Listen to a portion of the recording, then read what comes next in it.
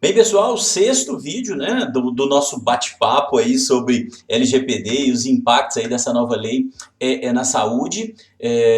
Nosso sexto encontro, então é importante entender que momento que a gente está. A gente começou a entrar aí, de fato, no nosso case, né, na nossa prática, e para vocês já deu para sentir que o que a gente faz é entender um pouco de como é a rotina hospitalar, a rotina de saúde, e encaixando os conceitos da lei dentro dessa rotina para que fique fácil, tá? Ontem nós falamos sobre bases legais, ou seja, no vídeo 5 nós falamos sobre bases legais, e a intenção hoje, como prometido, é nós avançarmos sobre alguns outros conceitos, resgatando aí o conceito de dado sensível. Depois nós vamos falar sobre minimização, anonimização, pseudonimização, né? São alguns trava-línguas aí que a lei traz para a gente, mas nós precisamos enfrentar e trazer cases sobre o uso de quando eu vou minimizar, quando e por que eu vou anonimizar e em que circunstâncias eu posso utilizar o conceito de pseudonimização e como ele impacta aí a nossa rotina, como ele vai impactar o nosso dia a dia aí na nossa instituição de saúde. No finalzinho, eu começo, nesse vídeo ainda, eu começo com vocês um pouco de sala de observação, desculpa, sala de espera, Wi-Fi, enfim, entender um pouco essa lógica aí de segurança e como se aplica, tá joia? Bem, como a gente falou há 2 vídeos atrás, eu preciso resgatar esse conceito aqui com vocês, né? Que é o conceito do dado sensível. Né? Eu preciso falar com vocês sobre o que é um dado sensível, mas agora com um pouco mais de calma.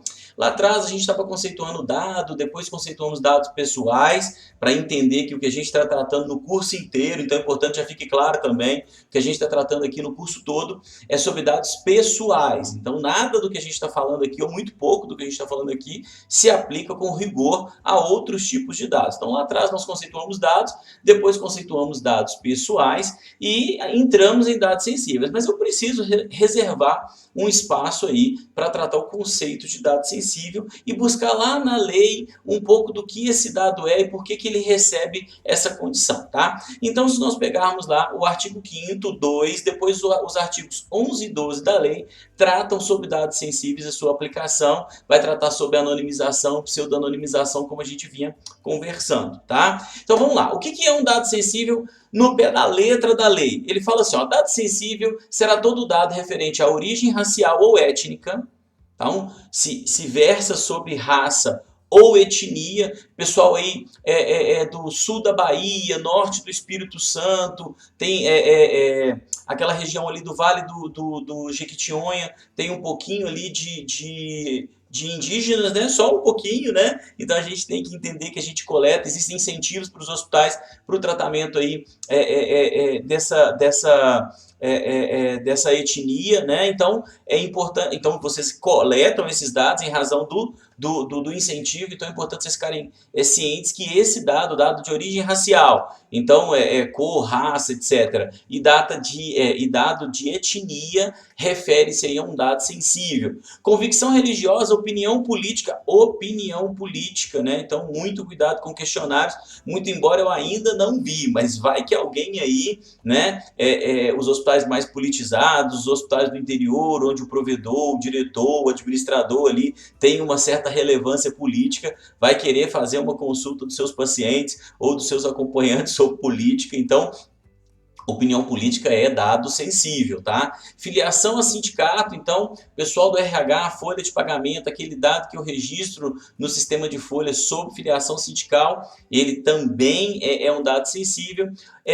Organização de caráter religioso, filosófico ou político, dado referente à saúde, pronto, entramos na saúde, né? Então, todo o nosso prontuário, histórico médico, anamnese, evolução, anotações em livro de passagem de plantão, cuidado, equipe de enfermagem, os dados que a gente anota, vamos precisar ter um pouco mais de segurança com esses dados. Departamento de tecnologia, interagir aí com o pessoal da enfermagem para ver em que medida a gente pode proteger esses dados, né?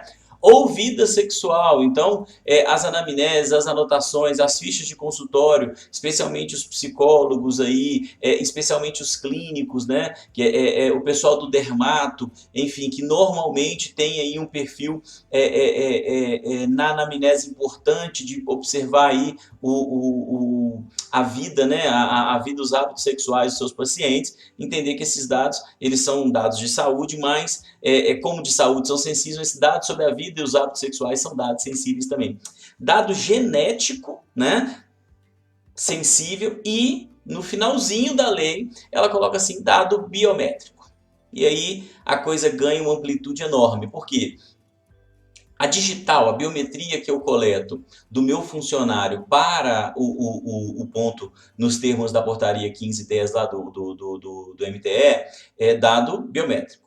A foto que eu peço para o candidato ou o funcionário, né, e coloco no arquivo dele, é dado biométrico, foto é dado biométrico. A biometria do visitante, do acompanhante, lá na minha portaria, no meu controle de acesso, é dado biométrico, e a gente precisa ter um cuidado com coisas, vamos falar mais para frente quando entrarmos em controle de acesso. As câmeras do sistema de CFTV são dados biométricos externos e internos, então a gente precisa entender a segurança que a gente vai dar para isso. E por que que esses dados são considerados sensíveis na lei? Porque esse conjunto de dados, analisados como conjunto ou individualmente, eles, se tratados, se organizados, eles podem expor o seu titular a risco, né, grave. Por exemplo, um dado referente a um hábito sexual, a uma orientação sexual, até melhor dizendo, um dado referente à orientação sexual ou um dado referente ao estado de saúde de uma pessoa, depender de onde isso vazar, né, numa cidade pequena, onde todo mundo conhece todo mundo, ou mesmo numa cidade grande, onde eu tenho acesso a um bairro ou uma rede social. Isso pode, de alguma forma, e vai, né, causar uma lesão, seja do aspecto moral, seja e principalmente do aspecto físico, né, violência, restrições de acesso, enfim. Então, a lei ela quer proteger para que esses dados que têm o potencial de causar lesão, de causar dano ao titular, que esses dados não sejam expostos aí com facilidade. Por isso, a lei vai colocar esses dados numa categoria específica, numa categoria de dados sensível, exigindo de nós aí na gestão, de nós na tecnologia, de nós na segurança da informação, organização, gestão, para que esses dados estejam mais seguros e mais controlados. Bem, depois a lei traz para a gente algumas hipóteses, né, que permitem que esses dados sensíveis, sejam utilizados sem a necessidade do consentimento. Mas quando eu falo em ser utilizado sem a necessidade do consentimento, não quer dizer que não precisa de nada, né? Precisa de transparência, orientação, segurança, isso tudo. E esses dados, lá na frente a gente vai ver, eles vão precisar da realização de uma avaliação de impacto de proteção de dados, né, de processamento de dados, para que esse documento demonstre para a NPD, né, e também para os gestores, que o tratamento que é dado para aquele dado sensível, ele é um tratamento seguro. Quais são as hipóteses que a gente pode processar dados sensíveis sem o consentimento? Cumprimento de obrigação legal ou regulatória, é óbvio, né? Eu tenho ali a obrigação de pegar um determinado dado. Citei aqui como exemplo a questão da etnia, né? Notificação compulsória, registro em prontuário. São obrigações legais que não tem como a gente se eximir de fazer o registro, de anotar, de ter ali aquela conduta. E não tem como pegar consentimento do paciente. Então, está dispensado aí da gente ter realmente que pegar aquela informação ou aquele consentimento para esse processamento quando for por obrigação legal ou regulatória. Daí a importância de eu ter separado as bases legais antes de entrar nesse assunto, porque agora você já sabe o que é cumprimento de obrigação legal. Quando for para proteção da vida ou da incolumidade física, olha, então processamento de dados sensíveis, dado referente à saúde. O titular tem ali, portador, ele é soro positivo, né? Então eu posso processar aquele dado porque eu tenho ali a proteção da vida, ainda que seja a proteção da vida de um terceiro, né? Tutela da saúde em procedimento realizado por profissionais da saúde ou por Entidades sanitárias, falamos disso ontem em bases legais, então percebam, né? São 3 bases legais que justificam o uso sem o consentimento. Está muito alinhado com o que nós falávamos ontem sobre o consentimento não ser a bala de prata aí, né? Para resolver o problema da LGPD. Então, quando a anotação do prontuário, o registro, a tomada ali de a aferição de um dado clínico, ela pode ser processada sem a necessidade do consentimento, porque é para tutela da saúde em procedimento realizado por profissional da área. Quando eu falo profissional da área, não necessariamente médico, né?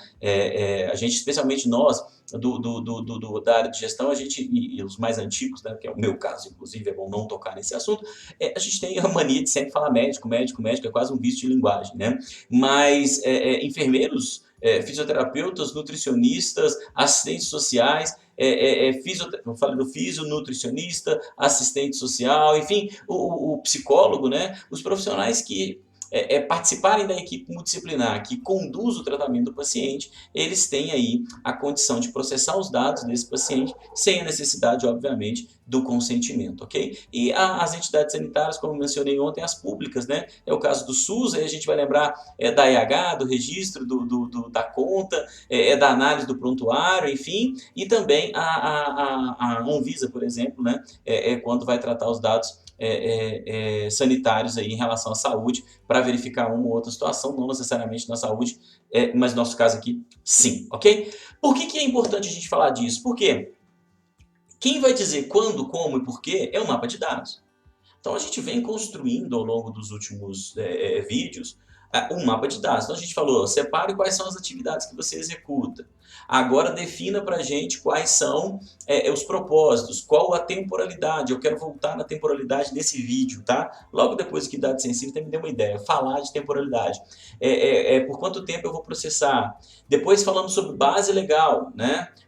Identifica qual a base legal. Agora a gente está falando sobre categorizar o dado, porque categorizando o dado eu tenho que encaixar uma base legal ali para ele. Então a gente está compondo um mapa de dados aí, e esse mapa de dados é que vai dizer para a gente o que precisa ou não precisa de consentimento. Na fase prática dessa nossa jornada, eu vou mostrar para vocês como que o resultado do mapa de dados vai indicar quais atividades vão ali para o jurídico compor termos de consentimento, quais atividades vão para o jurídico compor termos aditivos de contrato com parceiros, enfim, e quais atividades vão para o encarregado de proteção de dados compor a avaliação de impacto, a IPD, e cada um vai ter uma tarefa dentro do projeto, ok? Bem, falamos sobre dados sensíveis, falamos também sobre a apresentação. Agora eu quero falar com você sobre tempo de processamento, né? De novo, eu preciso saber minha atividade, depois o meu propósito, né? Ou seja, qual a motivação, e aí eu preciso dizer por quanto tempo eu processo, porque a lei exige que o processamento obedeça um tempo, ela não pode ser infinito o processamento. Vai estar lá no artigo 5º, artigo 8º, parágrafo 5º, né? Vai dizer assim, o tempo de processamento ele é finito, e ele acaba na ocorrência de uma das 3 hipóteses que eu vou tratar com vocês agora. A primeira hipótese, o processamento acaba quando a finalidade é alcançada. Lembra do agendamento? Os dados para o agendamento são coletados e o tempo de processamento é aquele quando a finalidade é alcançada. Então, eu alcancei a finalidade que eu descrevi no meu mapa, naquela atividade, aquele processamento de dados ele deixa de ter, ele deixa de ser realizado, porque o tempo de processamento ele se extinguiu pelo alcance da finalidade. O segundo motivo aí para encerramento aí de um processamento é o encerramento do próprio período de tratamento. Que é um exemplo, prontuário do paciente, né? A Lei 13.787, vamos falar dela, acho que no próximo vídeo ou no seguinte, enfim, estou organizando ainda esse nosso bate-papo, estou tentando coordenar o tempo aqui para a gente não ficar muito grande. A Lei 13.787 traz para a gente que o prontuário digitalizado ou em papel, ele pode ser processado, ele deve ser processado, melhor dizendo, por 20 anos. Após esse período, ele pode ser devolvido ao paciente ou descartado, né? Então, encerrou o período de tratamento, encerrou legalmente o período de tratamento, não tem a questão do alcance da finalidade, é encerramento do período, eu devo deixar de processar aquele dado. E por fim, a terceira hipótese de encerramento do processamento é a revogação do consentimento. E aí, de novo, eu batendo na tecla, né? Se a lei fala que o processamento se encerra com a revogação do consentimento, por que que eu vou ficar insistindo em ter consentimento? Correndo o risco do titular pedir para parar de processar. Então fica aí a lembrança de que o tempo de processamento tem que ser definido no mapa, né, de atividades, e ele se encerra por 3 motivos, né? Alcance da finalidade, depois encerramento do próprio período de tratamento e, por fim, pela revogação do consentimento para aquelas atividades que tiverem como base legal o consentimento. Então, dados sensíveis nós conseguimos conceituar bem, voltamos no tempo. Eu quero falar com vocês sobre o conceito de minimização. Fundamental e importante, até porque nós, na saúde, aprendemos nos últimos anos, e aí aprendemos bem com o pessoal da administração, com o pessoal do marketing, com o pessoal do analytics, do BI, o quê? Quanto mais dados, melhor, porque eu posso fazer um monte de avaliações, curvas, estudos, enfim, e aí nós começamos a pegar dados e alguns dados graves, que são sensíveis, né? Então, o conceito de minimização, ele vem na lei para mostrar para a gente, ou para nos estimular a fazer o seguinte: repense o seu processo e avalie se realmente é necessário ter aquele peso de responsabilidade na sua base de dados. Vou trazer um exemplo que é um exemplo clássico de minimização, que a gente usa na saúde, que é a questão da religião. Religião, como nós vimos há pouco, é um dado sensível. Se ele é um dado sensível, eu tenho que imediatamente pensar sobre ele a hipótese de: é possível minimizar, sim ou não? O que é minimizar, João? Né? Minimizar é, ao invés de perguntar para o paciente qual a sua religião e ter ali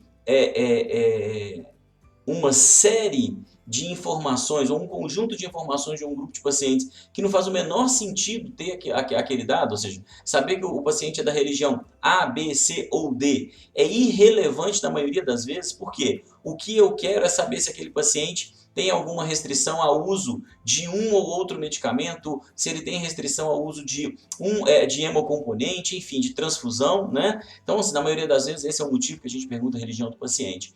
Então, se essa é a motivação, ao invés de perguntar para 100% dos meus pacientes qual a religião deles, eu pergunto se eles têm alguma restrição, né, religiosa em relação ao tratamento. Por exemplo, no caso do hemocomponente. Então, ao invés de falar com o paciente A, B, C e D qual a religião dele, eu vou saber apenas do F, que o F tem ali uma restrição ao uso de hemocomponente, porque ele tem ali uma prática religiosa, uma fé, uma crença que causa aquela limitação em função da sua religião.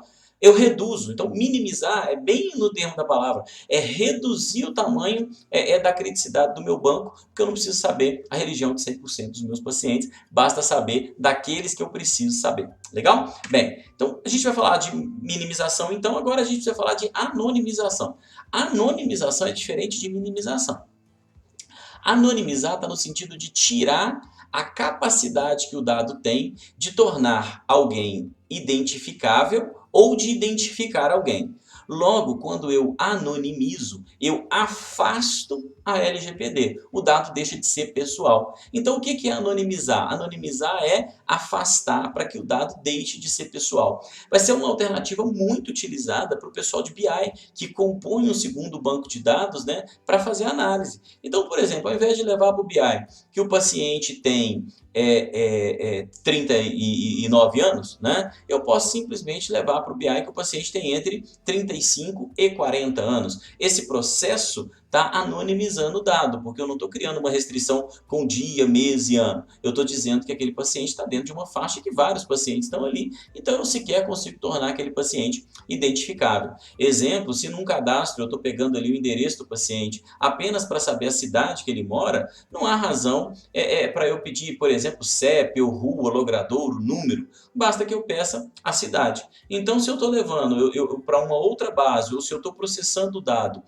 de uma forma que eu quero afastar a proteção da LGPD, eu, ao invés de levar todo o endereço do paciente, eu levo só o que eu preciso, desde que eu não leve o CEP, né? Porque o CEP, ele é o endereço em si, né? O código postal é o endereço em si. Então, anonimizar é afastar a capacidade que o dado tem de tornar uma pessoa identificável ou de identificar uma pessoa. Agora, Dei exemplos aí de como que eu aplico aí tanto a minimização quanto a anonimização, e isso está muito claro para a gente aqui, vai ficar fácil de trabalhar isso aí na sua conformidade. Mas e a expressão pseudo-anonimização? Essa é até complicada de falar, se falar rápido trava. Pseudo-anonimização é quando eu passo uma característica para o dado, que quando esse dado estiver fora da minha estrutura, do meu banco, ele não identifica ninguém. Mas se ele voltar para o meu banco, ele é capaz de identificar, ou seja, fora da minha estrutura, ele não diz quem é o titular, mas ele possui índices, ele está indexado dentro do meu banco de uma forma que permita aí a identificação. Nesse caso, eu não afasto a lei porque eu não descaracterizei o dado pessoal. O dado ele só está pseudo-anonimizado. Vamos aplicar isso na prática? Como que a gente pede hoje orçamento para paciente, né? Orçamento para uso de uma OPME, por exemplo. Eu encaminho normalmente para um terceiro, que eu nem tenho muita relação comercial, em alguns casos eu até nunca tive relação comercial, informações como nome do paciente, convênio, procedimento que ele vai realizar, data da cirurgia, o médico, né? Então vamos lá, eu encaminhei o nome do paciente, o convênio dele, o procedimento, então eu encaminhei a doença ou a patologia, então eu encaminhei idade de saúde, encaminhei idade sensível, né? Eu preciso encaminhar esses dados. Mas eu preciso do orçamento, porque eu tenho que calçar aquele orçamento com a estrutura do paciente. Então, uma estratégia possível, né? Claro que isso tem que ser discutido dentro do seu processo e avaliar como isso vai ser feito. Uma estratégia possível para se proteger ou para criar maiores proteções para o cadastro do seu titular, é pseudo-anonimizar essa requisição, esse pedido de orçamento. Então, no lugar de mandar o nome do paciente, eu mando o número do prontuário. O número do prontuário para o fornecedor não identifica o paciente, mas o número do prontuário dentro da sua base identifica o paciente. Então, a pseudonimização é um recurso que nós vamos utilizar quando eu quiser passar um dado para um terceiro, mas esse dado possui um índice, ele possui ele está indexado no meu banco de forma que ele identifica aquele titular, ele identifica o funcionário, o médico, enfim. Então, por isso que se chama pseudonimização, tá? É importante a gente entender esses conceitos de minimização, porque sempre que eu tiver dado sensível, eu vou ser desafiado a tentar minimizá-lo. A anonimização, para que eu possa afastar o peso da lei sobre aquele dado e trabalhá-lo com mais tranquilidade, é o caso de quem faz BI, quem faz estatística, né? E a pseudonimização, para eu avaliar as minhas relações contratuais e as minhas trocas de informação. Isso vai favorecer muito processos de interoperabilidade em alguma medida, vai favorecer muito comunicação para que a gente não afete aí, tanto a segurança desse paciente. Bem, entrando aí novamente, ou seja, dando continuidade no tratamento do nosso paciente, a gente já passou ali pelo agendamento, depois fizemos nosso cadastro na recepção, agora o meu paciente está ali na sala de espera, aguardando ser consultado, né? O médico está se preparando para o atendimento, está atualizando o prontuário, se identificando ali com o paciente, criando um ambiente, e o paciente está do lado de fora ali da sala, num conforto, aguardando ser atendido. E o que nós temos dentro dessa sala que podemos aí explorar como LGPD? E finalmente, né, aí para os mais ansiosos, às vezes quando o pessoal puxa minha orelha, João, você fala pouco de segurança, é importante você falar de segurança. Então, eu falo de um misto, né? E segurança tem momento. Eu disse no vídeo de abertura que LGPD não é só jurídico nem TI, né? E também que tecnologia não resolve LGPD sozinha. Nós temos outras duas perninhas aí, que é a análise jurídica e a parte de cultura, treinamento. Agora eu vou começar a falar de segurança. Então, quando esse paciente está ali na nossa sala de espera, tem dois elementos ali que nós precisamos ter muito cuidado, que tem a ver com o LGPD e é forte, né? O primeiro deles são câmeras de vigilância. Câmeras de vigilância, fundamental hoje, né? Confere segurança predial, confere segurança institucional, confere segurança jurídica, confere conforto e segurança para as pessoas que estão ali, porque quem está ali para fazer um mal não faz porque se sente coagido pela filmagem, e quem está ali para sofrer o mal, né, ou vítima, ou que pode ser vítima do mal, ele tem a segurança de que as imagens elas vão revelar ali se algo lhe acontecer. Então, é importante ter câmera. Mas como que essas câmeras estão guardadas? quem tem acesso?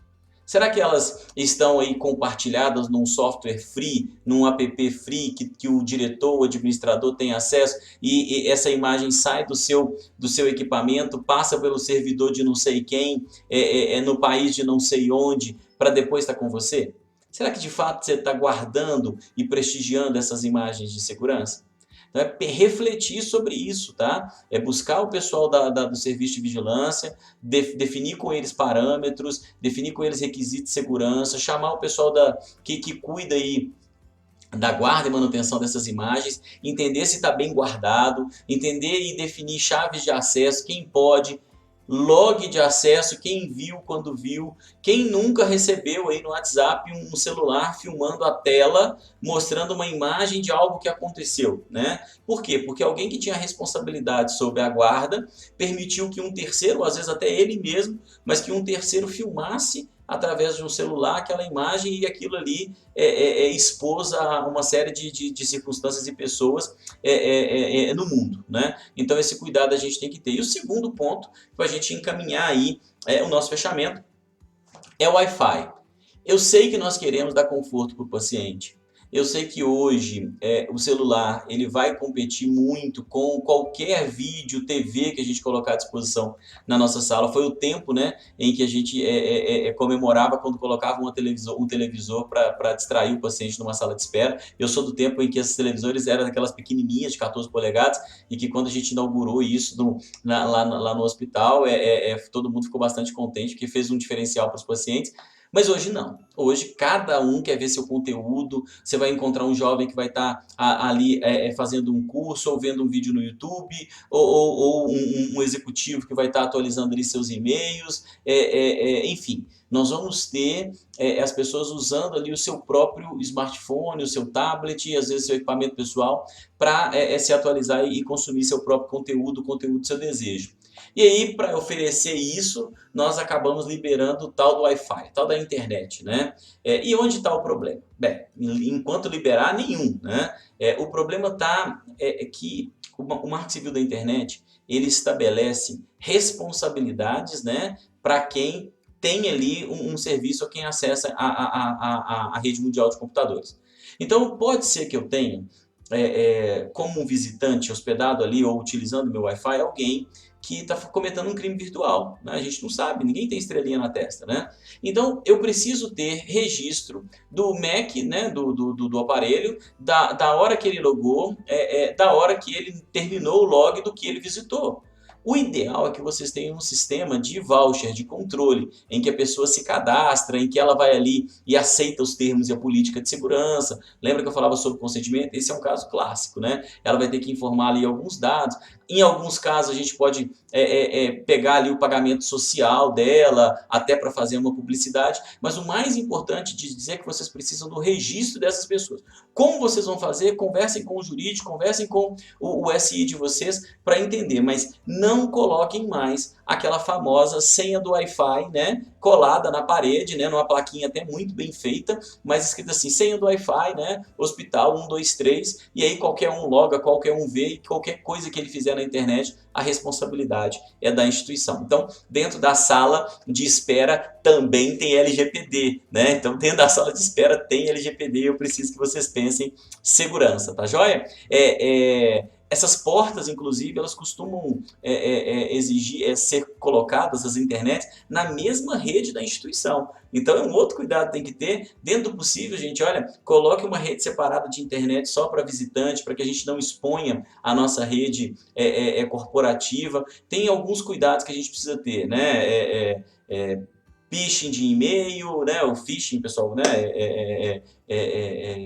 Fala muito sobre o acesso ali, engenharia social, mas eu vejo muito um cabinho da rede ligado num roteador e colocando a rede toda em exposição, risco de acesso ilegal, entrada potencial para vírus, invasão, ransomware, enfim. Pode acontecer tanta coisa com a sua rede só porque na sala de espera você colocou um Wi-Fi para o seu paciente, para o visitante, para o acompanhante. A intenção foi boa, mas é preciso que você tenha cuidado, ok? Foi um prazer estar com vocês hoje, né? Esse vídeo ficou um pouquinho maior que os outros, mas era importante falar desses conceitos para a gente poder avançar no nosso curso. Um forte abraço, até a próxima!